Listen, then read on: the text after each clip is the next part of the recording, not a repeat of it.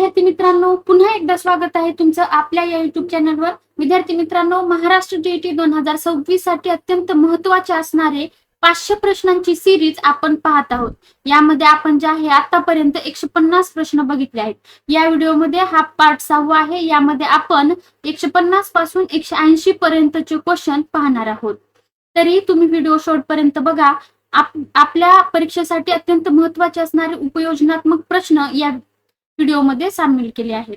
त्यामुळे तुम्ही video skip करू नका आणि व्हिडिओ जर तुम्हाला आवडला तर नक्की लाईक करा आणि चॅनलला देखील सबस्क्राईब करा, कारण या प्रश्नांचे जे आहेत तुम्हाला नक्की तुमच्या प्रिपरेशन मध्ये फायदा होणार आहे.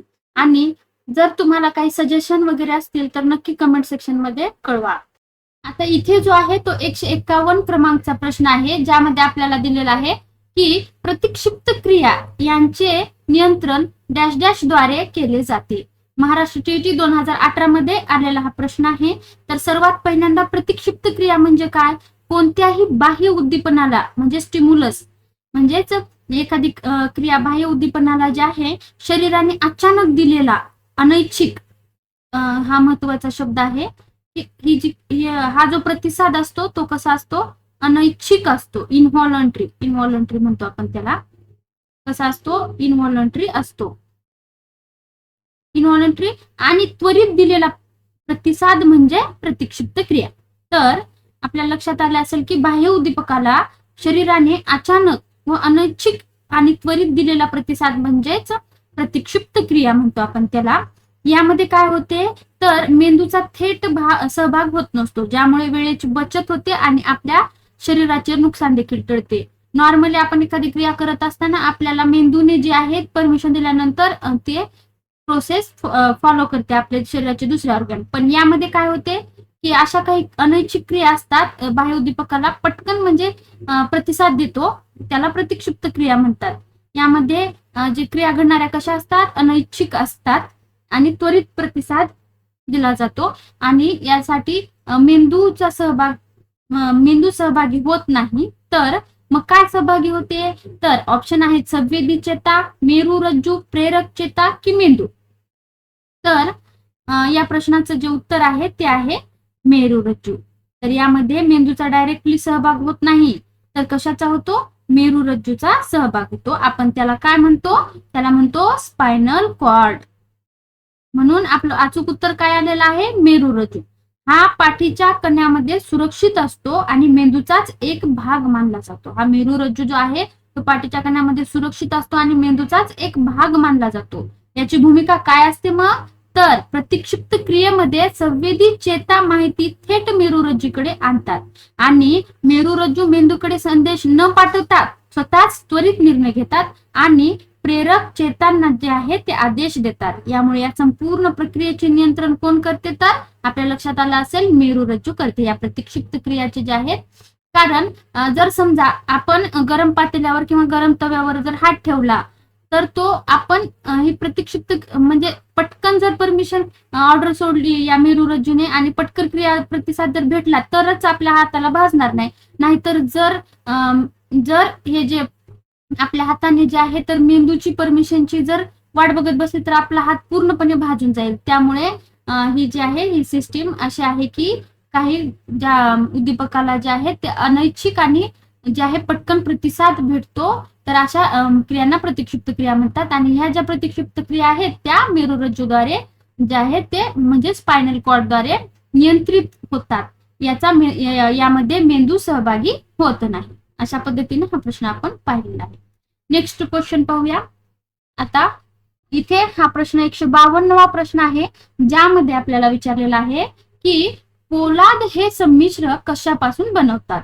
ऑप्शन आहेत लोह व तांबे, लोह व कार्बन, तांबे व जस्त, ॲल्युमिनियम व कार्बन. आपल्याला सांगायचं आहे पोलाद हे संमिश्र म्हणजेच काय? तर अलॉय.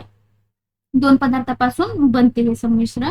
अलॉय म्हणजे काय? दोन किंवा अधिक धातूंच्या किंवा अधातूंच्या, म्हणजेच दोन किंवा ते धातू असू शकतात, अधातू असू शकतात, अशा मिश्रणाला संमिश्र म्हणजेच अलॉय म्हणतात. आणि शुद्ध धातू मऊ असू शकतात किंवा त्यांना लवकर गंज चढू शकतो. म्हणजे जर निसर्गात जे प्रेझेंट आहेत डायरेक्ट तशाच्या तसे घेतले तर समजा तर ते जे शुद्ध धातू असतात ते मऊ असू शकतात, म्हणजे आपण भांडे वगैरे तयार करू शकत नाही, म्हणून त्यांचे गुणधर्म जे आहेत ते सुधारण्यासाठी जे आपण संमिश्र तयार करत असतो. तर यामध्ये आपल्याला पोलाद हे संमिश्र कशाचे आहे असं विचारलेलं आहे.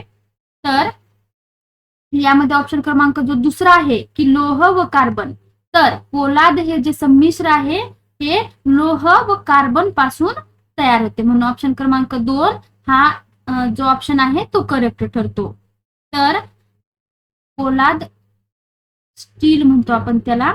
तर यामध्ये लोहाचे प्रमाण सुमारे 98 ते 99% असते या लोहाचे प्रमाण, आणि त्यामध्ये 0.1 ते 0.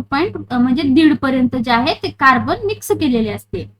तर कार्बनचे कार्य काय असते मग, हे थोड्या प्रमाणात जे कार्बन मिक्स केलेले असते त्याचं काय असते, तर शुद्ध लोखंड जो असतो, म्हणजे हा जो लोह शुद्ध असतो, हा जो आहे तो अतिशय मऊ आणि त्याला सहज बाक येतो, म्हणजे तो जो आहे अतिशय मऊ असतो, म्हणून तो जो आहे तो म्हणजे आपण यूज करू शकत नाही, त्याला कडकपणा नसतो.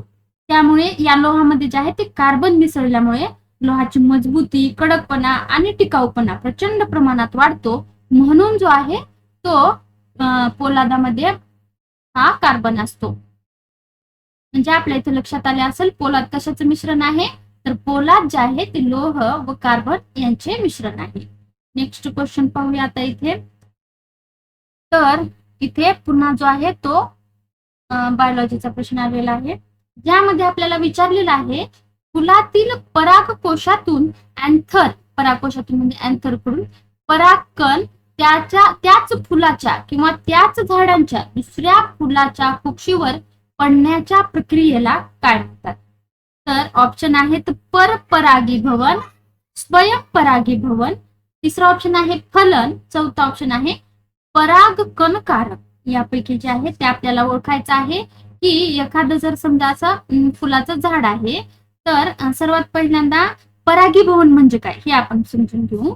तर आपण त्याला काय म्हणतो, परागीभवनला पॉलिनेशन म्हणतो. पॉलिनेशन म्हणजे काय, ही एक अत्यंत आवश्यक प्रक्रिया आहे. तर फुलाच्या नर भागाकडून म्हणजेच अँथरकडून, नर भागाकडून मादी भागाकडे परागकण म्हणजेच पोलन ग्रेन्स स्थानांतरित होण्याची जी प्रक्रिया असते, म्हणजे हे जे फुल असते फुलाच्या नर भागाकडून मादी भागाकडे जे आहे ते पोलन ग्रेन्सचे स्थानांतरण होण्याच्या प्रक्रियेला पॉलिनेशन म्हणतात. तर इथे जे आहे मग एकाच झाडाचे जर फुला म्हणजे एकाच हे झाड आहे, त्याला इथे एक फुल आहे, इथे एक फुल आहे, त्या दोन्हीच फुलांमध्ये जर आहे पराग म्हणजे पॉलिनेशन जर घडून आले तर तशा पॉलिनेशनला काय म्हणतात असं इथे विचारलेलं आहे. तर तसे जे पॉलिनेशन असते त्याला स्वयंपरागीभवन असे म्हणतात. त्याला काय म्हणतात, स्वयंपरागीभवन. आणि परपरागीभवन म्हणजेच क्रॉस पॉलिनेशन कशाला म्हणतात, जेव्हा एकाच झाडातील फुल एका झाडाच्या फुलातील परागकण त्याच जातीच्या दुसऱ्या, म्हणजे क्रॉस पॉलिनेशन कशाला म्हणतात, एकाच झाडाचे जे फुल आहे एका झाडाचे त्या फुलावरील पोलन ग्रेन्स ट्रान्सफर कुठल्या दुसऱ्या झाडावर होतात, त्याच जातीतल्या दुसऱ्या झाडावर, त्याला म्हणतात परपरागीभवन. तर इथे आपल्या लक्षात आलेलं आहे, इथे काय म्हणलं, हे जे फुल आहेत ते एकाच झाडाचे आहेत, म्हणून त्याला जे आहे स्वयंपरागीभवन म्हणजेच सेल्फ पॉलिनेशन असे म्हटले आहे. तो 155 क्रमांकाचा प्रश्न आहे, जो की आपल्याला केपलरच्या पहिल्या नियमानुसार ग्रहांची कक्षा कशी असते असे इथे विचारलेलं आहे. तर केपलरचा पहिला नियम काय सांगतो, जर्मन खगोलशास्त्रज्ञ जॉन्स केपलर यांनी ग्रहांच्या गती संदर्भात जे आहेत 3 महत्वाचे नियम सांगितलेले आहेत. त्यांच्या पहिल्या नियमानुसार ग्रहाची कक्षा ही लंबवर्तुळाकार असते आणि सूर्य त्या कक्षेच्या 2 नाभीपैकी एका नाभीवर असतो. त्यांनी असं सांगितलं होतं की ग्रहाची कक्षा कशी असते, तर अशी लंबवर्तुळाकार असते. आणि केपलरच्या आधी असे मानले जायचे की ग्रहांची कक्षा ही वर्तुळाकार असते. तर आपल्याला इथे समजलं की केपलरच्या पहिल्या नियमानुसार ग्रहांची कक्षा लंबवर्तुळाकार मानली गेलेली आहे. त्यामुळे या प्रश्नाचं उत्तर ऑप्शन क्रमांक 2 आलेलं आहे. म्हणजे या लंबवर्तुळाकार कक्षेमुळे ग्रह सूर्याभोवती फिरताना त्याचे सूर्यापासूनचे अंतर जे आहे ते नेहमी जे आहे ते सारखे राहत नाही. आणि जेव्हा ग्रह सूर्याच्या सर्वात जवळ असतो, जेव्हा हा जो ग्रह आहे तो इथे सूर्य आहे तर सूर्याच्या जवळ असतो, तेव्हा जो आहे त्याला कुठली उपसूर्य स्थिती म्हणतात आणि जेव्हा सर्वात लांब असतो त्याला अपसूर्य स्थिती म्हणतात. आता इथे जे आहे, आता केपलर यांनी दुसरा नियम काय सांगितला होता की हा झाला पहिला नियम, हा पहिला नियम झाला. आणि दुसरा नियम काय सांगितला होता, तर यामध्ये असं सांगितलं होतं की जेव्हा एखादा ग्रह, हा एखादा ग्रह आहे, हा सूर्य आहे, जेव्हा एखादा ग्रह सूर्याभोवती जो आहे तो फिरत असतो तेव्हा त्याचा फिरण्याचा वेग जो आहे तो सारखा नसतो. तो कधी जोरात पळतो तर कधी हळू पळतो. जर आपण ग्रहाला सूर्याशी एका काल्पनिक दोरीने जर असे बांधले तर तो ग्रह फिरताना ती दोरी एका तासात जितकी जागा क्षेत्रफळ व्यापेल, म्हणजे अशी काल्पनिक दोरीने जर बांधले एका तासात जितके क्षेत्रफळ तितकीच जागा तो कक्षेच्या कोणत्याही भागात असताना एका तासात व्यापेल. म्हणजे आपल्याला हा नियम असं सांगतो की सूर्याची फिरण्याची जी गती आहे, ग्रहाची जी फिरण्याची गती आहे, फिरण्याचा वेग जो आहे तो एकसारखा नसतो. त्यानंतर केपलरचा तिसरा नियम काय सांगतो, हा नियम सांगतो की जो ग्रह सूर्यापासून जितका लांब असेल त्याला सूर्याभोवती एक फेरी पूर्ण करण्यासाठी तितका वेळ लागतो, तितका जास्त वेळ. म्हणजे आता साहजिक आहे, एखादा इथे आहे आणि एखादा इथे आहे, जो जितका जास्त लांब असेल तेवढा त्याला जास्त वेळ लागेल, हा थोडासा जवळ म्हणून याला थोडा कमी लागेल, असा तिसरा नियम होता. अशा पद्धतीने हा प्रश्न आपण इथे बघितलेला आहे. आता नेक्स्ट क्वेश्चन पाहूया की मानवी मेंदूच्या तळाशी असणारी आणि इतर सर्व ग्रंथीवर नियंत्रण ठेवणारी मास्टर ग्रंथी कोणती. आपल्याला इथे मानवी मेंदूच्या तळाशी असणारी आणि मास्टर ग्रंथी म्हणलं की कुठली येणार, पियूषिका ग्रंथी. आपण बऱ्याच वेळेस प्रश्न पाहिला आहे की पियूषिका ग्रंथी कोण, म्हणजे मास्टर ग्रंथी कोणाला म्हणतात, तर पियूषिका ग्रंथीला जे आहे ते मास्टर ग्लँड किंवा मास्टर ग्रंथी असे म्हटले जाते. तर का म्हटले जाते, तर ही जी आहे ती इतर ग्रंथीच्या जे कार्यावर नियंत्रण ठेवत असते. ही जी आहे मेंदूच्या तळाशी असते आणि एका लहान वाटण्याच्या दाण्या एवढी ही जी आहे ती असते ग्रंथी. या ग्रंथीला मास्टर ग्रंथी का म्हणतात, कारण ही ग्रंथी अशी संप्रेरके तयार करते जी शरीरातील इतर महत्वाच्या ग्रंथींना त्यांचे संप्रेरक तयार करण्यासाठी उत्तेजित आणि नियंत्रित करते. त्यामुळे या ग्रंथीला पियूषिका ग्रंथी असे म्हणतात. त्यानंतर स्वादुपिंड म्हणजेच पॅनक्रियाज ही ग्रंथी आहे, ही जठराच्या मागे आणि लहान आतड्याच्या सुरुवातीच्या भागाजवळ असते आणि ही शरीरातील एक मिश्र ग्रंथी आहे. म्हणजेच ती पाचक रस देखील बनवते आणि हॉर्मोन देखील, म्हणजे एन्झाइम्स पण बनवते. ही जी ग्रंथी आहे ही एन्झाइम्स पण बनवते आणि हॉर्मोन्स पण बनवत असते. कोणती, ही स्वादुपिंड. तर स्वादुपिंडातून जे आहे ते इन्सुलिन आणि ग्लुकोगॉन ही संप्रेरके जी रक्तात साखरेचे प्रमाण नियंत्रित ठेवतात. इन्सुलिनचे प्रमाण कमी झाल्यास कुठला रोग होतो, तर इन्सुलिनचे प्रमाण कमी झाल्यास मधुमेह हा रोग होतो. त्यानंतर आहे ही लाळ ग्रंथी. ही ग्रंथी आपल्या तोंडात जिभेच्या खाली असते, आपल्याला माहित आहे. ही एक जी आहे ती एक्झोक्राईन म्हणजेच बाह्य स्त्रावी ग्रंथी आहे. याचा अर्थ हिचा स्त्राव रक्तामध्ये न जाता सरळ म्हणजे डक्ट म्हणजे जे नलिका असतात त्याद्वारे जे आहे ते वाहिन्यांद्वारे तोंडात येतात. म्हणजे बाह्य ग्रंथी आहे ही एक्झोक्राईन ग्लँड आणि एंडोक्राईन ग्लँड. अंतस्त्रावी ग्रंथी आणि बाह्यस्त्रावी ग्रंथी आपण बघितलेले आहे. दोन प्रकार असतात ग्रंथींचे, ज्यामध्ये बाह्यस्त्रावी म्हणजे कशा ग्रंथी, ज्यांना नलिका असतात किंवा वाहिन्या असतात, आणि ज्यांना वाहिन्या नसतात डायरेक्ट त्या मिसळल्या जातात त्यांना म्हणतात अंतस्त्रावी ग्रंथी. तर ही ग्रंथी लाळ तयार करते आणि लाळेमध्ये काय काय असते, ही ग्रंथी जी आहे ती लाळ तयार करत असते आणि लाळेमध्ये काय काय असते, तर अमायलेज, टायलिन हे जे आहेत ते लाळेमध्ये असतात नावाचे एन्झाइम्स असतात. त्यानंतर आहे ही अधिवृक्क ग्रंथी. ही जी आहे ती अधिवृक्क ग्रंथी, ॲड्रिनल ग्लँड. या दोन्ही ज्या आहेत या अशा किडण्यांच्या वरील टोपीसारख्या असतात. या ग्रंथीतून जे आहे ते ॲड्रिनल नावाचे अतिशय महत्वाचे संप्रेरक स्त्रवते. या संप्रेरकाला लढा किंवा पळा, फाईट हॉर्मोन असे म्हणतात, म्हणजे आणीबाणीचे संप्रेरक म्हणतात. हे कुठले करते, तर ॲड्रिनालिन नावाचे संप्रेरक स्त्रवते. आणि हे आपल्याला अचानक ज्यावेळेस भीती वाटते, राग येतो किंवा ताण येतो किंवा तेव्हा हे जे आहे ते संप्रेरक हृदयाचे ठोके आणि रक्तदाब वाढवून शरीराला त्या प्रसंगाच्या सामना करण्यासाठी तयार करत असते. हे पूर्ण डिटेलमध्ये आपण अगोदरच्या व्हिडिओमध्ये पाहिलेलं आहे. जर तुम्ही ते अगोदरचे पार्ट बघितले नसतील तर नक्की बघा. नेक्स्ट क्वेश्चन पाहूया.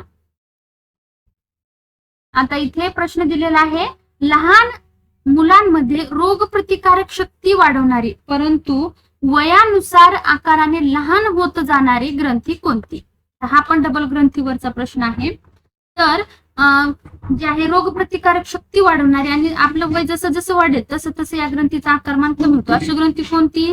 तर अशी जी ग्रंथी आहे ती आहे थायमस ग्रंथी. आपण तिला थायमस ग्लँड म्हणतो.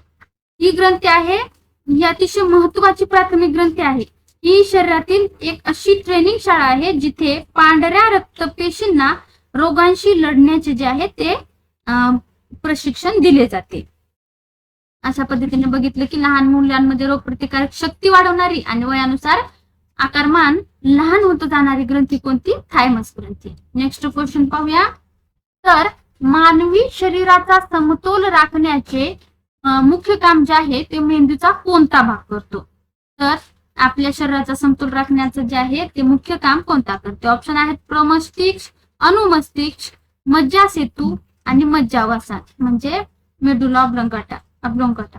तर यापैकी असा कोणता भाग आहे जो आपल्या शरीराचे समतोल राखतो आणि हे जे आपल्या शरीराचे सगळ्यात मेन काम आहे ते करते? तर ऑप्शन क्रमांक 2 सेरेबेलम म्हणजेच अनुमस्तिष्क हा जो भाग आहे मेंदूचा तो आपल्या शरीराचा समतोल राखण्याचे काम करत असतो. तर याचं कार्य आपल्या शरीराचा समतोल राखण्याचे असते. जेव्हा एखादी व्यक्ती अल्कोहोल वगैरे पिते तेव्हा त्याचा थेट परिणाम कशावर होतो? मग कारण त्याचा बॅलन्स बिघडते, म्हणजे तो शरीराचा समतोल राखू शकत नाही, म्हणजे त्याचा थेट परिणाम त्याच्या अनुमस्तिष्कवर होत असतो. हा जो प्रमस्तिष्क आहे हा मानवी मेंदूचा सर्वात मोठा भाग आहे आणि मुख्य भाग आहे. हा भाग विचार करणे, पुन्हा बुद्धिमत्ता, स्मरणशक्ती, पुन्हा तर्कशास्त्र, पुन्हा नियोजन, ऐच्छिक हालचालींचे नियंत्रण, तसेच डोळे, कान, त्वचा यांच्याकडून येणाऱ्या संवेदनाचे आकलन प्रमस्तिष्क करत असते. त्यानंतर आहे काय आहे? मज्जासेतू. मज्जासेतू म्हणजे हा मेंदूचा वेगवेगळ्या भागांना एकमेकाशी जोडणारा पूल आहे. याची हा प्रामुख्याने काय करतो? तर श्वसन प्रक्रिया म्हणजेच ब्रीदिंग म्हणतो आपण त्याला, नियंत्रित करण्यात आणि चेहऱ्यावरील आपण जे हावभाव करतो ते नियंत्रित करण्यात या मज्जासेतूचा जे आहे तो सहभाग असतो. त्यानंतर आहे मज्जावसान. तर हा जो मज्जावसान आहे हा मेंदूचा सर्वात खालचा आणि शेवटचा भाग आहे. हा भाग जो आहे हृदयाचे ठोके चालवणे, रक्तदाब नियंत्रित करणे, श्वासोश्वास करणे, अन्न गिळणे, खोकणे, शिंकणे आणि लाळ निर्मिती करणे यासारख्या भागांचं जे आहे ते नियंत्रण हे मज्जावसान करत असते. अशा पद्धतीने हा प्रश्न आपण इथे बघितला, ज्याचं की उत्तर काय आलेलं आहे? ऑप्शन क्रमांक 2. आता इथे नेक्स्ट क्वेश्चन पाहूया. तर एड्स रोगामध्ये प्रामुख्याने कोणत्या पेशीवर परिणाम होतो? आपल्याला काय विचारलंय? एड्स रोगामध्ये जे आहे कोणत्या पेशींना हानी पोहोचली जाते? ऑप्शन आहेत RBC, platelet, helper T cells आणि न्यूरॉन्स. तर यापैकी जे आहे एड्स मुळे जे आहे ते हेल्पर टी सेल्स याला जे आहे ती हानी पोहोचवली जाते. तर या आपल्या पांढऱ्या रक्तपेशींचा एक अत्यंत महत्वाचा भाग आहे. ह्या हेल्पर टी सेल्स जे आहेत ते डब्ल्यूबीसीचा जो आहे तो अत्यंत महत्वाचा प्रकार आहे.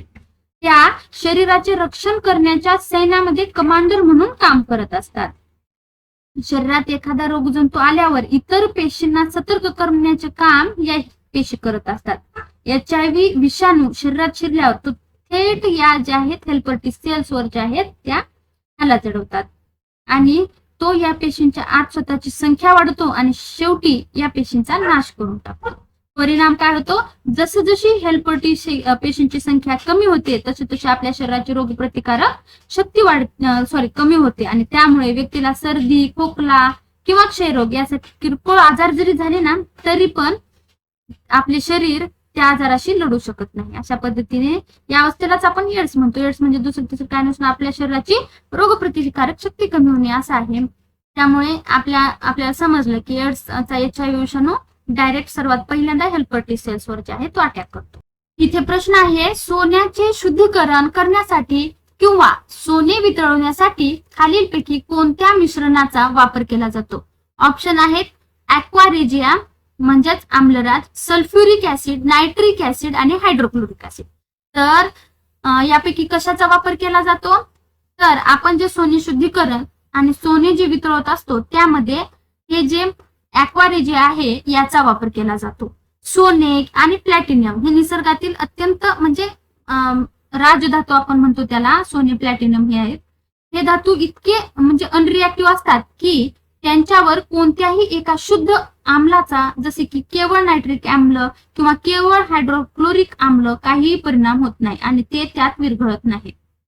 परंतु जेव्हा या दोन बलहटी आम्लांना एका विशिष्ट प्रमाणात एकत्र केले जातात तेव्हा त्यांना म्हणले जाते ऍक्वारेजिया, आणि ज्यामध्ये सोन्यालाही स्वतःमध्ये विरघळून घेण्याची प्रचंड क्षमता असते. त्यामुळे या ऍक्वारेजियाचा जे आहे ते वापर केला जातो. अशा पद्धतीने या प्रश्नाचं उत्तर जे आहे आपण पाहिलेलं आहे. नेक्स्ट क्वेश्चन बघूया. आता इथे आपल्याला जे आहे प्रश्न पुन्हा विचारलेला आहे की वाहनांच्या मागचे दृश्य जे पाहण्यासाठी साईड ग्लास असतात त्यामध्ये कोणत्या प्रकारच्या आरशाचा समावेश केलेला असतो? ऑप्शन आहेत बहिर्वक्र आरसा, कॉन्व्हेक्स मिरर, अंतर्वक्र आरसा कॉन्केव्ह मिरर आणि सपाट आरसा प्लेन मिरर, की यापैकी नाही.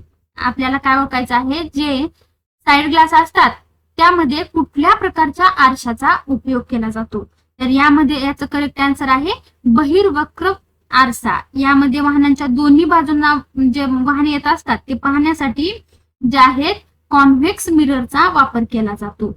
तर या कॉन्व्हेक्स मिरर मध्ये जे आहे ते प्रतिमा आरसा वस्तू कितीही अंतरावर असली तरी तिची प्रतिमा सुलट आणि लहान स्वरूपात या कॉन्व्हेक्स मध्ये कशी, तर सुलट आणि लहान स्वरूपामध्ये त्याची प्रतिमा दिसत असते.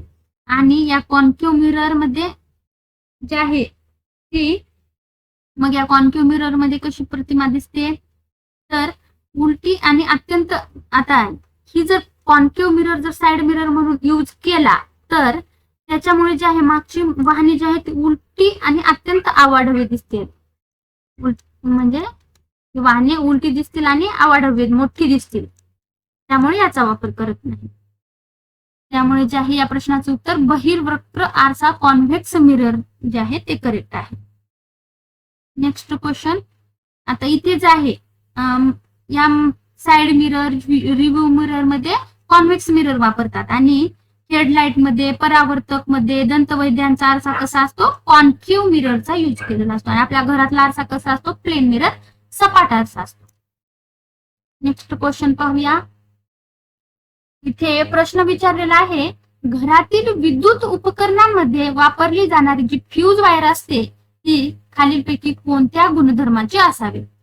ऑप्शन आहे उच्च वितळण बिंदू म्हणजे हाय मेल्टिंग पॉइंट, कमी वितळण बिंदू लो मेल्टिंग पॉइंट, उच्च रोध आणि उच्च वितळण बिंदू कमी रोध आणि कमी उच्च वितळण बिंदू. यापैकी जे आपल्या घरातील विद्युत फ्यूज असतात ते कशाचे बनलेले असतात? तर ते जे आहेत ते ऑप्शन क्रमांक कोणत्या गुणधर्मामुळे ते जे आहेत त्या गुणधर्माचा समावेश या फ्यूज वायर मध्ये केला जातो? तर ऑप्शन क्रमांक 2 हे करेक्ट आहे की कमी वितळण बिंदू म्हणजे लो मेल्टिंग पॉइंट मुळे जे आहे ते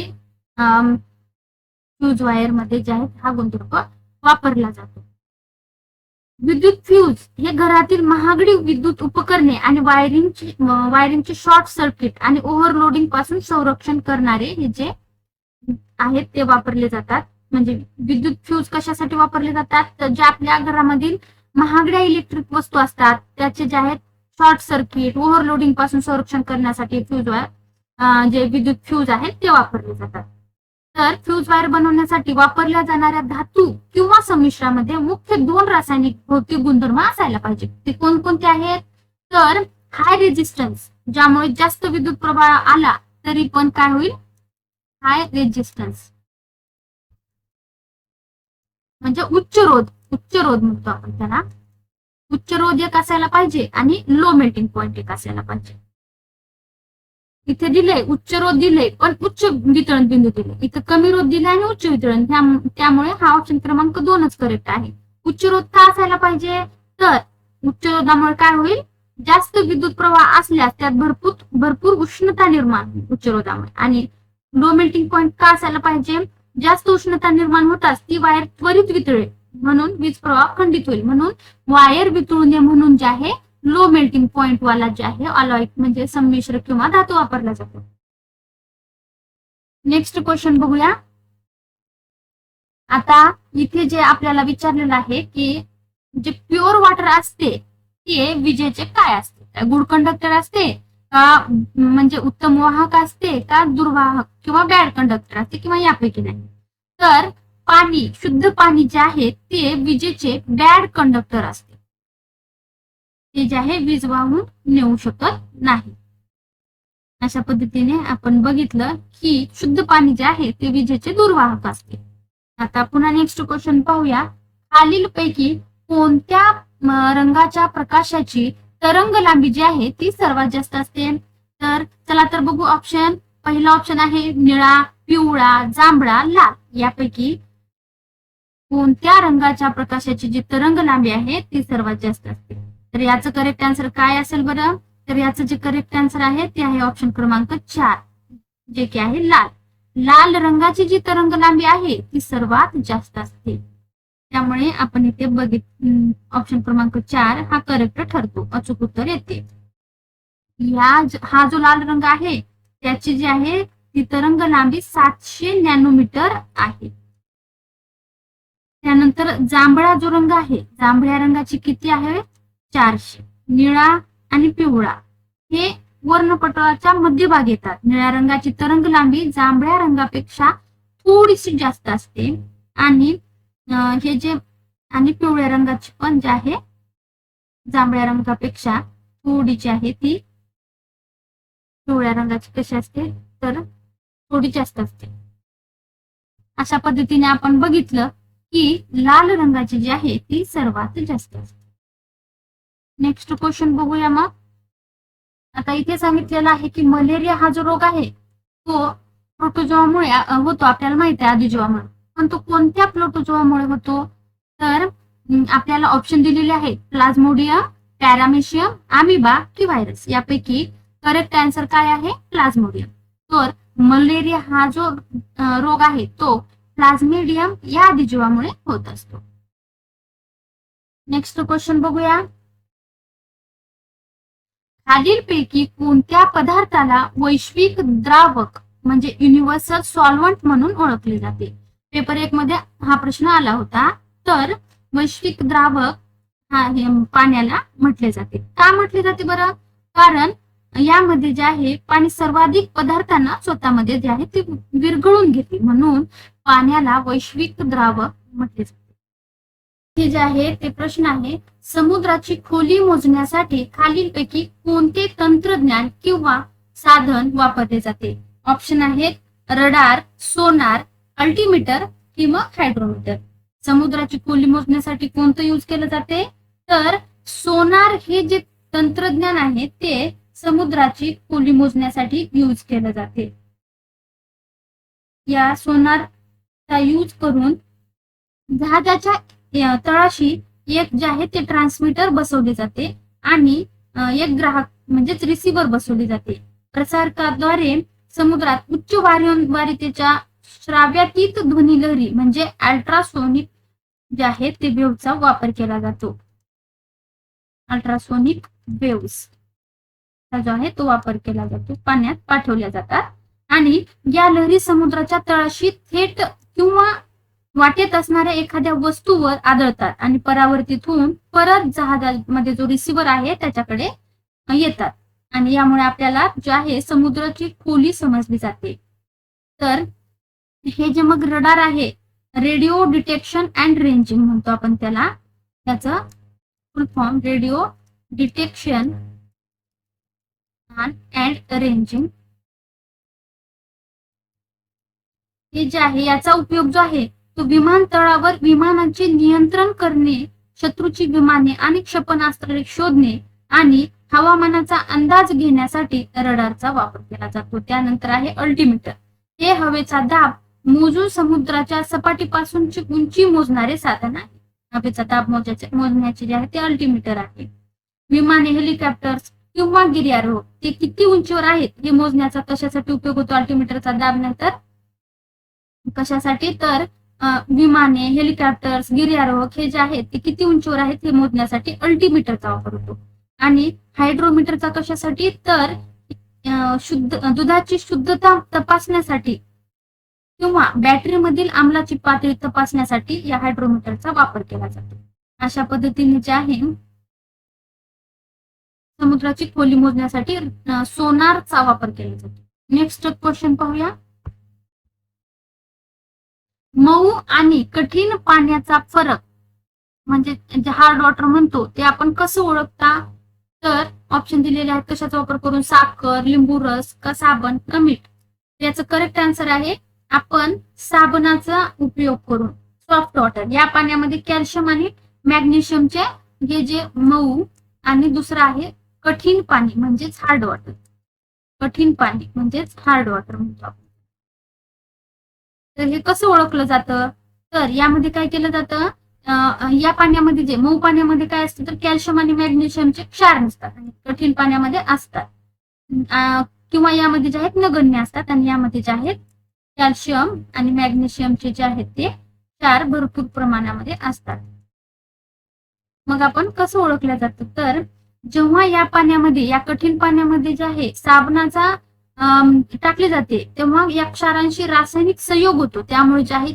फेस निर्माण होण्याऐवजी पांढऱ्या रंगाचा चिकट आणि पाण्यात न विरघळणारा जो आहे असा चिकट आपण नॉर्मली आपल्या पाण्यात टाकल्यानंतर जे आहे ते फेस तयार होते नॉर्मल पाण्यात पण या पाण्यात टाकल्यानंतर हे मॅग्नेशियम आणि कॅल्शियमचे क्षार असल्यामुळे जे आहे ते असा चिकट आणि पांढऱ्या कलरचा जो आहे तो थर तयार होतो त्यामुळे अशा पद्धतीने आपण ओळखतो की हार्ड वॉटर कसे असते अशा पद्धतीने या प्रश्नाचं उत्तर बघितलं की मऊ आणि कठीण पाण्यातील फरक आपण कसं ओळखू शकतो तर मग साबणामुळे ओळखू शकतो आता नेक्स्ट क्वेश्चन बघूया की धान्य टिकवण्यासाठी किंवा फळांना कृत्रिमरित्या पिकवण्यासाठी कोणत्या वायूचा वापर केला जातो ऑप्शन आहेत मिथेन इथिलीन कार्बन मोनॉक्साईड किंवा इथेनॉल यापैकी इथिलीन हा जो आहे तो करेक्ट आन्सर आहे की धान्य टिकवण्यासाठी आणि फळांसाठी जो आहे तो इथिलीनचा वापर केला जातो हा पण जो आहे तो महत्वाचा प्रश्न आहे परीक्षेच्या दृष्टीने तर आपल्याला समजलं की झाडावर फळ जसे परिपक्व होते तसे ते स्वतःहून इथिलीन वायू सोडते ज्यामुळे फळ मऊ आणि गोड होते पण आपल्याला कृत्रिमरित्या पिकवायचे असल्यावर काय तर आपण इथिलीन त्यामध्ये जे आहे ते सोडत असतो म्हणून धान्य टिकवण्यासाठी आणि फळांना जे आहे ते पिकवण्यासाठी इथिलीनचा वापर केला जातो आता नेक्स्ट क्वेश्चन बघूया आता इथे आपल्याला प्रश्न दिलेला आहे की ऍसिड रेन होण्याचे मुख्य कारण म्हणजे मुख्य प्रामुख्याने हवेतील कोणती वायू आहेत जे की कारणीभूत ठरतात ऍसिड रेनसाठी ऑप्शन आहेत कार्बन डायऑक्साईड आणि हायड्रोजन सल्फर डायऑक्साईड आणि नायट्रोजन डायऑक्साईड तिसरा ऑप्शन आहे ओझोन आणि कार्बन मोनॉक्साईड का मग चौथा जो ऑप्शन आहे मिथेन आणि क्लोरोफ्लोरोकार्बन यापैकी जे आहे ऍसिड रेनसाठी जबाबदार कोण कोण आहेत सल्फर डायऑक्साईड आणि नायट्रोजन डायऑक्साईड हे ऍसिड रेनसाठी जे आहे ते जबाबदार असतात हा पण अत्यंत महत्वाचा परीक्षेच्या दृष्टीने प्रश्न होता आता नेक्स्ट क्वेश्चन आता इथे जे आहेत हे उपयोजनात्मक प्रश्न आहेत की अशा पद्धतीचे प्रश्न इथून पुढे जे आहेत ते विचारले जाऊ शकतात म्हणजे कन्सेप्ट पण ते अप्लाइड बेसिसवर म्हणजे दैनंदिन जीवनातलं उदाहरण दिलं जाणार आणि तिथे आपल्या कन्सेप्ट लागू करायचे वाहनामधून निघणाऱ्या धुरांमध्ये कोणता अत्यंत विषारी वायू जो रक्तातील हिमोग्लोबिनशी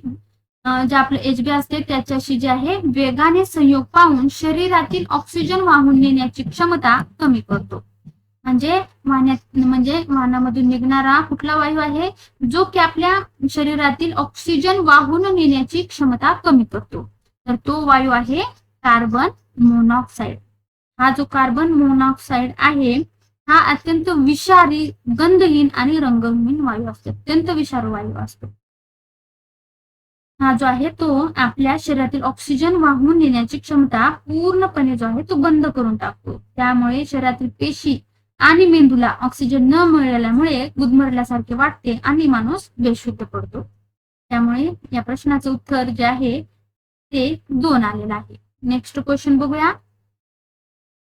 आता इथे दिलेलं आहे की उन्हाळ्याच्या दिवसांमध्ये कडक उन्हामुळे डांबरी रस्त्यावर दूरवर पाणी असल्याचा जो आपल्याला भास होतो त्याला आपण काय म्हणतो, ज्याला आपण मृगजळ म्हणतो.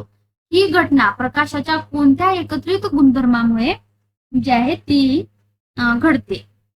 तर याचं आपल्याला ऑप्शन दिलेले आहेत. केवळ प्रकाशाचे परावर्तन, प्रकाशाचे अपवर्तन आणि संपूर्ण अंतर्गत परावर्तन. तिसरा ऑप्शन आहे प्रकाशाचे अपस्करण का विखुरणे. चौथा ऑप्शन आहे प्रकाशाचे ध्रुवीकरण आणि विवितरण. तर यामध्ये केवळ प्रकाशाचे परावर्तन हा पहिला ऑप्शन आहे. परावर्तन म्हणजे प्रकाश किरण एखाद्या गुळगुळीत पृष्ठभागावर आपटून मागे फिरणे, म्हणजे ते आरसा आहे, प्रकाश किरण आला असं आपटून मागे फिरणे, याला म्हणतात परावर्तन.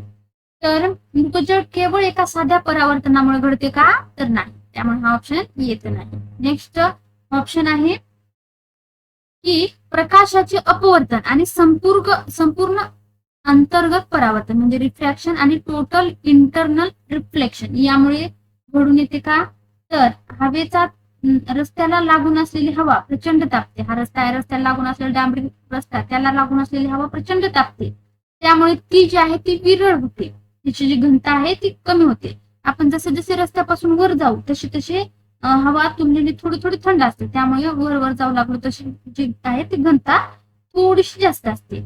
प्रकाशाचे सतत म्हणजे आता रिफ्रॅक्शन हा जो आहे प्रकाशाचे रिफ्रॅक्शन अपवर्तन, आता आकाशाकडून किंवा दूरच्या झाडाकडून येणारे प्रकाश म्हणजे हे आकाश आहे, आकाशाकडून येणारा प्रकाश किंवा हे जे दूरचे झाड आहे त्याच्याकडून येणारा प्रकाश किरण वरच्या थंड जास्त इथे जे आहे थंड हवा आहे या घनता आहे जास्त, वरच्या जर या थरातून खालच्या गरम घनतेच्या थरात प्रवास करत असताना तेव्हा ती दरवेळी नॅचरल रेषेपासून थोडीशी वागते. म्हणजे आपल्याला माहित आहे की प्रकाशाचा किरण एका माध्यमातून दुसऱ्या माध्यमात म्हणजे जे प्रवेश करत असताना थोडा बेंड होतो.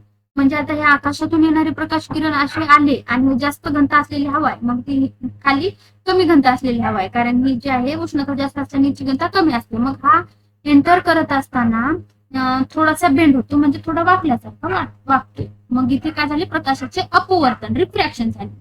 मग पुन्हा प्रकाश किरण खाली येता येता एका अशा थरात पोहोचतो जिथे त्याचा अँगल ऑफ इन्सिडन्स हा त्याच्या हवेच्या थराच्या क्रांतिक कोनापेक्षा मोठा होतो. म्हणजे तो इथे एका अशा थराला पोहोचतो की त्याचा angle of incidence critical angle पेक्षा मोठा होतो.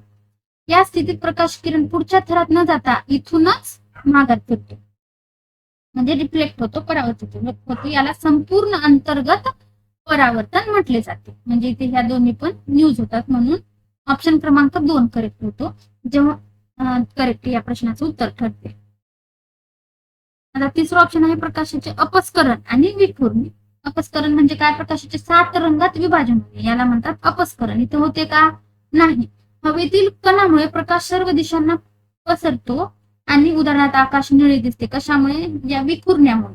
मृगजळात रंगाचे विभाजन आणि विखुरणे होते का, त्याचा काही संबंध नाही.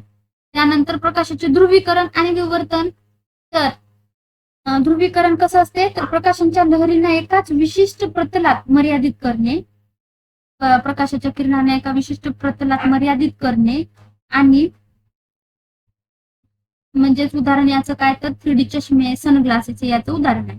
त्यानंतर डिफ्रॅक्शन, प्रकाशाच्या मार्गात लहान अडथळा आल्यास त्याच्या कडेने प्रकाश वागतो. लहान अडथळे आले तर त्याच्या कडेने प्रकाश वागतो. आणि या दोन्ही आधुनिक प्रकाश घटकांचा मृगजळाशी जे आहे कोणताही संबंध नाही. इथे प्रश्न आहे, रक्तदान केल्यानंतर रक्तपेढ्यांच्या म्हणजे ब्लड बँक्स मानवी रक्त गोठू नये आणि ते दीर्घकाळ अंदाजे 35 ते 42 दिवस टिकून राहावे म्हणून त्यात खालीलपैकी कोणत्या रसायनाचा वापर केला जातो. अँटी कोआग्युलंट म्हणून केला जातो. म्हणजे रक्तदान केल्यानंतर जास्त कालावधीसाठी टिकाव म्हणून काय वापरले जाते. ऑप्शन आहेत sodium citrate, sodium chloride, calcium carbonate की मग पोटॅशियम परमॅंगनेट. तर आपण जे रक्तदान केलेले ब्लड आहे ते जास्त दिवस टिकावे म्हणून सोडियम सायट्रेटचा वापर केला जातो. तर सोडियम सायट्रेट जे आहे ते रक्तामध्ये मिसळल्यानंतर ते रक्तामधील मुक्त कॅल्शियम आयन्स सोबत रासायनिक बंध तयार करतो. मुक्त कॅल्शियम आयन सोबत रासायनिक बंध तयार करतो आणि कॅल्शियम आयन्स बांधले गेल्यामुळे रक्त गोठवण्याची नैसर्गिक साखळी जी आहे ती थांबून जाते. रक्तामधील कॅल्शियम आयन सोबत जे आहे ते रासायनिक बंध म्हणजे बॉन्डिंग करतो आणि यांना बांधून ठेवतो आणि मग हे बांधले गेल्यामुळे जी रक्त गोठवण्याची क्रिया आहे ती थांबून जाते. त्यामुळे तिथेच खंडित होते. रक्त दीर्घकाळ सुरक्षित आणि द्रव्य रूपात राहू शकते. त्यामुळे या प्रश्नाचं उत्तर आपण अशा पद्धतीने बघितलं. ऑप्शन क्रमांक 1 हे करेक्ट आलेलं आहे. आता नेक्स्ट हे सर्व जे आहेत ते उपयोजनात्मक प्रश्न आहेत जे की तुमच्या परीक्षेच्या दृष्टीने अत्यंत महत्वाचे आहेत, विचारू शकतात तुम्हाला. हे प्रश्न मोठे जरी दिसले तरी छोट्या साध्या कॉन्सेप्टवर आधारित असतात. आता इथे काय सांगितलेलं आहे, रेफ्रिजरेटर आणि एसी म्हणजे एअर कंडिशनर आणि स्प्रे कॅन मधून उत्सर्जित होणारा कोणता वायू ओझोनच्या थराला सर्वात जास्त नुकसान पोहोचतो, ज्यामुळे जे आहे ते ओझोनचे छिद्र तयार होते. म्हणजेच इथे जे आहे एसी मधून आणि फ्रीज मधून कोणता वायू निघतो जो की आपल्यासाठी अत्यंत हानिकारक आहे म्हणजे ओझोनसाठी. ऑप्शन आहेत कार्बन मोनॉक्साईड आहे का, मग क्लोरोफ्लोरोकार्बन का, मग नायट्रोजन डायऑक्साईड का, मग मिथेन. तर यापैकी याचं करेक्ट आन्सर आहे क्लोरोफ्लोरोकार्बन. हा जो आहे तो एसी मधून, रेफ्रिजरेटर मधून, स्प्रे कॅन मधून निघतो आणि आपला ओझोनचा थर जो की आपल्यासाठी अत्यंत महत्वाचा आहे, जो युव्ही रेचा जो आहे तो पृथ्वीवर डायरेक्ट येऊ देत नाही, त्या ओझोनच्या थराला ऱ्हास करत असतो म्हणजे त्याचा नाश करत असतो. अशा पद्धतीने आपण या प्रश्नाचं उत्तर बघितलेलं आहे. आता नेक्स्ट क्वेश्चन काय आहे की वनस्पतीमध्ये अन्न तयार करण्याच्या प्रक्रियेमध्ये म्हणजे फोटोसिंथेसिस म्हणतो आपण त्याला, खालीलपैकी कोणत्या गटाचा जो आहे तो थेट डायरेक्टली म्हणजे आवश्यकता नसते. कोणत्या गटाची? सूर्यप्रकाशाची असते का, तर सूर्यप्रकाशाची डायरेक्टली गरज असते. त्यानंतर कार्बन डायऑक्साईडची असते का, तर हो कार्बन डायऑक्साईडची पण फोटोसिंथेसिस साठी गरज असते. त्यानंतर आहे ऑक्सिजनची फोटोसिंथेसिस साठी डायरेक्ट गरज असते का, तर नाही, कारण ऑक्सिजन हा प्रकाश संश्लेषणचा रॉ मटेरियल म्हणून यूज होतो, तर डायरेक्टली यूज केला जात नाही. तो उत्पादित द्रव्य आहे. म्हणजे वनस्पतीला शोषण करण्यासाठी ऑक्सिजनची गरज असते, परंतु प्रकाश संश्लेषणाद्वारे अन्न तयार करण्याच्या प्रक्रियेमध्ये जे आहे ती डायरेक्ट ऑक्सिजनचा यूज होत नाही. त्यानंतर आहे हरितद्रव्य. हरितद्रव्याचा पण डायरेक्टली यूज होतो. हरितद्रव्य, कार्बन डायऑक्साईड हे तर अत्यंत महत्वाचे आहेत फोटोसिंथेसिस साठी, याच्याशिवाय अन्न तयार करू शकत आहे, पण ऑक्सिजनचा डायरेक्टली यूज होत नाही. नेक्स्ट क्वेश्चन, मानवी शरीरातील सर्वात कठीण पदार्थ कोणता आहे जो की आपल्या दातांचे रक्षण करतो? ऑप्शन आहे डेंटिन, इनॅमल, कॅल्शियम फॉस्फेट का असते. असं कोण आहे जे आपल्या दाताचे रक्षण करते, तर ऑप्शन क्रमांक 2 इनॅमल. इनॅमल हे जे आहे ते आपल्या दातांचे रक्षण करत असते. हा दातांचा जो आहे तो सर्वात बाहेरचा भाग असतो. हा थर सुमारे 96% जो आहे तो इनऑर्गॅनिक मिनरल्स पासून बनलेला असतो, ज्यात प्रामुख्याने क्रिस्टलाइन, कॅल्शियम फॉस्फेट, हायड्रॉक्सी अपटाईट म्हणजेच इनऑर्गॅनिक मिनरल्स पासून बनलेला असतो. हा थर इतका कडक असूनही आम्लाला संवेदनशील असतो. जेव्हा आपण गोड खातो आणि दात स्वच्छ करत नाही तेव्हा तोंडात जीवाणू म्हणजे बॅक्टेरिया आम्ल तयार करतात. हे आम्ल इनॅमेल आहे याला विरघळत्याने आपले दात पिळतात. अशा पद्धतीने या प्रश्नाचे जे आहे ते आपण आन्सर बघितलेला आहे. नेक्स्ट क्वेश्चन बघूया. आता इथे जो आहे तो सोपा प्रश्न आहे आणि जो की वारंवार विचारला जातोय याच्यावर की स्वयंपाकाचा सोडा म्हणजे बेकिंग सोडा आणि धुण्याचा सोडा यांचे अनुक्रमे रासायनिक नाव काय? तर याचं जे करेक्ट आन्सर आहे स्वयंपाकाचा सोडा याचं नाव आहे सोडियम बायकार्बोनेट. तर या प्रश्नामध्ये आहे सोडियम बायकार्बोनेट आणि जो आपला वॉशिंग सोडा आहे तो आहे sodium carbonate. Sodium bicarbonate NH याचा आपण फॉर्म्युला लिहूया. सोडियम बायकार्बोनेटचा फॉर्म्युला आहे NaHCO3. हा झाला सोडियम बायकार्बोनेट आणि हा धुण्याचा सोडा वॉशिंग सोडा सोडियम कार्बोनेट याचा फॉर्म्युला Na2CO3. अशा पद्धतीने या दोन्हीचे आपण फॉर्म्युले बघितलेले आहे. म्हणून या प्रश्नाचं उत्तर ऑप्शन क्रमांक बी करेक्ट आलं. नेक्स्ट क्वेश्चन, आता इथे जो आहे तो अतिशय महत्वाचा प्रश्न आहे की शेतकरी जमिनीची सुपीकता वाढवण्यासाठी आणि नायट्रोजनचे स्थिरीकरण म्हणजेच नायट्रोजन फिक्सेशन करण्यासाठी मुख्य पिकांसोबत किंवा फेरपालट म्हणून द्विदल कडधान्य पिकांची म्हणजेच लेग्युमिनस क्रॉप्स लागवड करतात. या वनस्पतींच्या मुळांवरील गाठीमध्ये कोणता जीवाणू आढळतो? आता हा प्रश्न सोपा आहे, पण जे उपयोजनात्मक टाइप मध्ये विचारल्यामुळे आपल्याला इथे दिसायला मोठा दिसतो. ते म्हणजे इथे काय विचारलेलं आहे की शेतकरी जे नायट्रोजन फिक्सेशन साठी आणि जमिनीची सुपीकता वाढवण्यासाठी जे द्विदल कडधान्य पिकांची लागवड करतात त्यांच्या मुळावर कुठला बॅक्टेरिया असतो? तर कुठला असतो? तर तो जो असतो तो असतो रायझोबियम. रायझोबियम हा बॅक्टेरिया नायट्रोजन फिक्सेशन आणि सुपीकता वाढवण्यासाठी खूप जास्त जो आहे तो मदत करत असतो आणि हा जो आहे त्यांच्या मुळावर जे आहे ते आढळून येतो. हे लॅक्टोबॅसिलस माहिती आहे, दुधात आढळतो. हे अझॅटोबॅक्टेरियस हे जे आहेत ते स्वतंत्राने मुक्तपणे राहून नायट्रोजन स्थिरीकरण करतात. हे जे आहेत अझॅटोबॅक्टेरियस बॅक्टर ते स्वतंत्राने मुक्तपणे फ्रीली राहून नायट्रोजन फिक्सेशन करत असतात आणि हे मुळांवर असतात. म्हणून या प्रश्नाचं उत्तर आलेले दोन्ही नायट्रोजन फिक्सेशन करतात, पण हे मुळांवर असतात आणि आपल्याला मुळांवरच विचारलेलं आहे, रूटवर असतात आणि हे फ्रीली असतात. नेक्स्ट क्वेश्चन,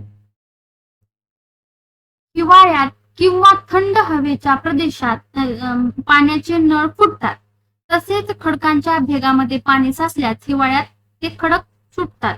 या घटनांमागे पाण्याचा कोणता विशिष्ट गुणधर्म जो आहे तो कारणीभूत ठरत असेल बरं?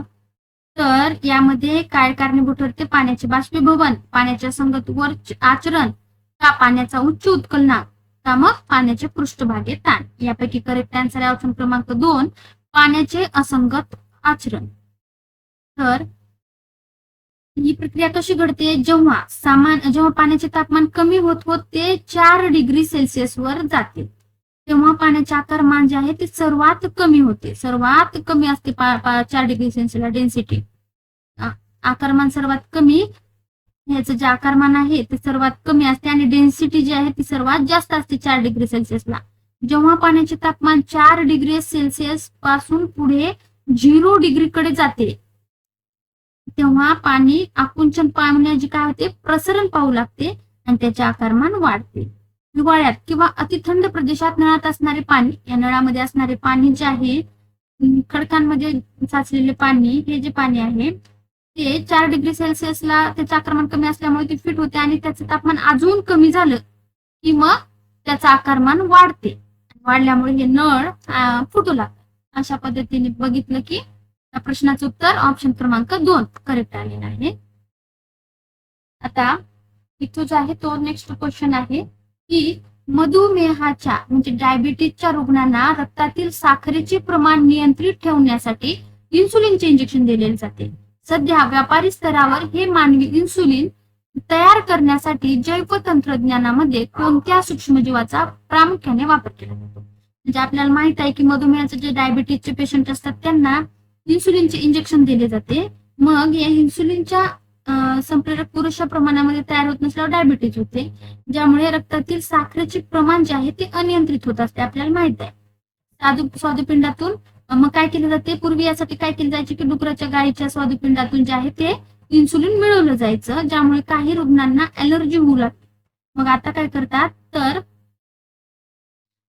इंजिनिअरिंग म्हणजे हे जे आहेत बायोटेक्नॉलॉजीचा वापर करून शरीराबाहेर हुबेहूब मानवी इन्सुलिन तयार केले जाते. शरीराबाहेर म्हणजे हुबेहूब मानवी इन्सुलिन तयार केले जाते, ज्याला काय म्हणतात? तर ह्युमिलिन म्हणतात आणि हे व्यापारी नाव देण्यात आलेलं आहे. आणि ही प्रक्रिया करत असताना मग कुठल्या जे आहे सूक्ष्मजीवाचा वापर करतात? तर ई कोलायचा वापर करतात. ई कोलाय बॅक्टेरियाचा वापर करतात या प्रक्रियेमध्ये. अशा पद्धतीने अत्यंत महत्वाचा हा प्रश्न आपण इथे बघितलेला आहे. आता लास्ट क्वेश्चन बघूया. तर प्रश्न आहे की मोठ्या इमारतीवर किंवा कारखान्यावर कडकणारी जी वीज आहे पडून नुकसान होऊ नये म्हणून छतावर जे विद्युत रक्षक तडीत चालक किंवा लाइटनिंग कंडक्टर बसवला जातो, या साधनाची वरची टोकदार पट्टी प्रामुख्याने कोणत्या धातूची असते? तर हा प्रश्न जे आहे तो आपण बघितलेला आहे. तर घरावर जे असे टोकदार असे भाल्यासारख्या स्ट्रक्चरचे जे आहे ते वीज पडू नये आपल्या घरावर म्हणून बसवले जाते. या लाईटनिंग कंडक्टर म्हणतात याला. तर याच्यावर ही जी पट्टी असते ती कॉपरने बनलेली असते. कॉपरने बनलेली असते. म्हणून या प्रश्नाचं उत्तर काय आलेलं आहे? ऑप्शन क्रमांक 2 आलेला आहे. ही कॉपरची जी पट्टी आहे तांब्याची, या पट्टीचे त्रिशूलासारखे टोक असते. सुईसारखे जे आहे ते टोकदार असे टोक असते. वीज पडली की हे आपल्याकडे आकर्षित करते आणि डायरेक्ट हे जे आहे ते कॉपर हे विजेचे सुवाहक, चांगले सुवाहक आहे. मग हे आकर्षित करते आणि तांब्याद्वारे जे आहे ते खाली जमिनीमध्ये एक मोठा खड्डा केला जातो. या खड्ड्यात तांब्याची जाडपट्टी या खड्ड्यामध्ये ठेवली जाते. त्याच्या बाजूला कोळसा आणि मीठ टाकले जाते आणि जेणेकरून ओलावा टिकून राहील. जेव्हा ढगामधून वीज पडते तेव्हा ती इमारतीला स्पर्श न करता डायरेक्ट या पट्टीत येते. मग पट्टीवरून या जाड साखळीचा थेट जमिनीत जाते, ज्यामुळे आपल्याला कुठलाही धोका होत नाही. म्हणून या तडित रक्षकात कुठली जे आहे ते धातू वापरला जातो तर कॉपर. अशा पद्धतीने जे आहे ते आपण आतापर्यंत 180 क्वेश्चन बघितलेले आहेत. विद्यार्थी मित्रांनो, याचा तुम्हाला नक्कीच तुमच्या प्रिपरेशन मध्ये फायदा होणार आहे. म्हणून विज्ञानच्या तयारीसाठी आणि जे आहे तुम्ही चॅनलला नक्की सबस्क्राईब करा आणि तुम्हाला जर व्हिडिओ आवडला तर व्हिडिओला लाईक करा आणि व्हिडिओ पूर्ण शेवटपर्यंत बघा आणि चॅनलला देखील सबस्क्राईब करा. Thank you so much.